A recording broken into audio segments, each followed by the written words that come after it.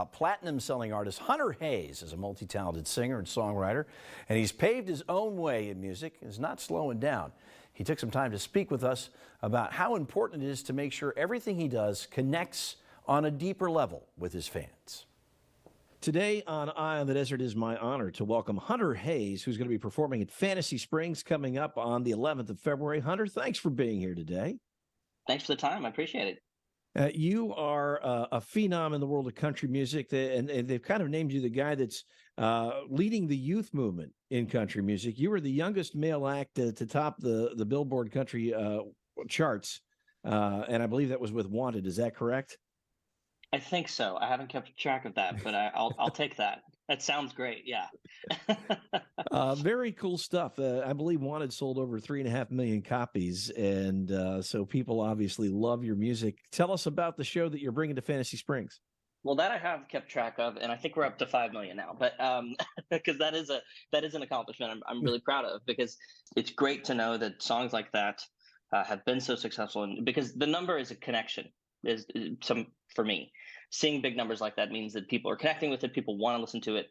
There's something in the song that they find in their identity, and that's why I make music. And we were actually just celebrating yesterday because there's several songs that I've put out that have been labeled not necessarily just country, because that's not all that I do. It's never been all that I do.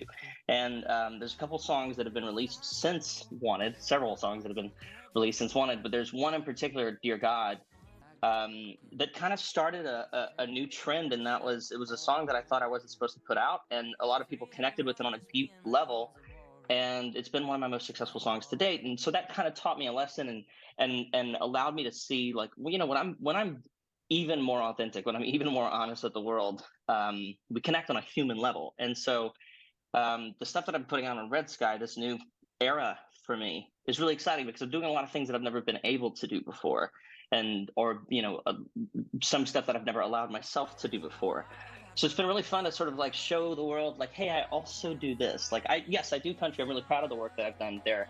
I also do some other fun things you might actually like. So it's been really rewarding to see and what I'm getting at is the new music kind of brings along a new style of show for me. In the first 3 songs of the show, to show people, like, I do this, I also do this, I also like doing this because I'm a singer-songwriter. I love making music. And so it kind of just like breaks the ice, brings the walls down. And again, connecting on a human level is, I think, kind of the foundation for everything that we do. So it's nice to play shows this year with the new music from Red Sky. Because I think it's a lot of stuff that people may not expect. I love your versatility. And you said that on the song Dear God, you were perhaps reluctant to release it. You thought maybe you shouldn't. What was the holdback? What was your gut feeling? It was never that. It was never a thought that I shouldn't. I think it's tricky sometimes. I'm back to being an independent artist, which has allowed me to kind of take more risks and do things that I wasn't necessarily able to do before that. And I think that song just had so many things about it that were so real and raw and brutally honest that I was afraid that the sort of machine around me would say, no, we can't do that. We can't go that deep. We can't talk about those things. But everyone in the sort of machine of it all really connected with the message. And I think it allowed everyone to kind of like separate the conversation of should we or shouldn't we? And it became like, this is really important. We have to put this out. We have a responsibility to sort of put a song like this out. Well, people obviously love your authenticity, and they love the music you're making, that you're writing and performing. And we're looking forward to seeing you February 11th at Fantasy Springs.